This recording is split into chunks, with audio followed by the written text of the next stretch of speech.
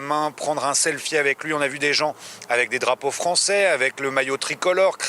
Journée de la visite d'Emmanuel Macron aux États-Unis et il était en Louisiane, à la Nouvelle-Orléans, où il y a eu une déambulation dans les rues du quartier français de la ville. Et là, le président français, clairement en terrain conquis, des centaines, peut-être des milliers de personnes rassemblées pour voir le chef de l'État, pour l'acclamer, pour lui serrer la main, prendre un selfie avec lui. On a vu des gens avec des drapeaux français, avec le maillot tricolore, crier « Allez les Bleus !»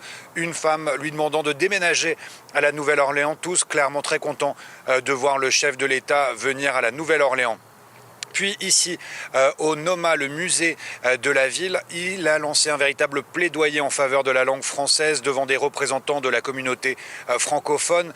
Il a déclaré que c'est un combat, il faut propager, diffuser la langue française. Il y croit fortement, Emmanuel Macron. Il a aussi annoncé la création d'un fonds pour favoriser des bourses et plus généralement l'apprentissage de la langue de Molière ici aux États-Unis. Puis, surprise avec l'annonce d'une rencontre inattendue entre Emmanuel Macron et Elon Musk, le patron de Twitter. Cette rencontre a duré 1 heure. Elle s'est déroulée ici même au NOMA, à l'abri des regards. On a essayé d'interroger le chef de l'État qui n'a pas voulu répondre à des questions sur cette rencontre, mais il s'est fendu d'un tweet. Il faut savoir qu'Emmanuel Macron avait fortement critiqué ces derniers jours dans les médias américains le virage pris par Elon Musk et Twitter avec moins de modération de contenu qui, selon lui, permettait de propager des théories conspirationnistes, notamment sur le Covid-19.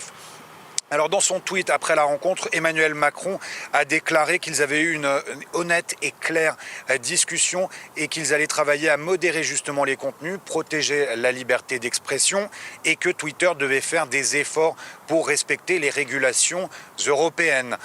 Les deux hommes se sont donc rencontrés ici au NOMA et ont aussi pu discuter de transition énergétique car bien sûr le patron de Twitter est aussi le patron de Tesla.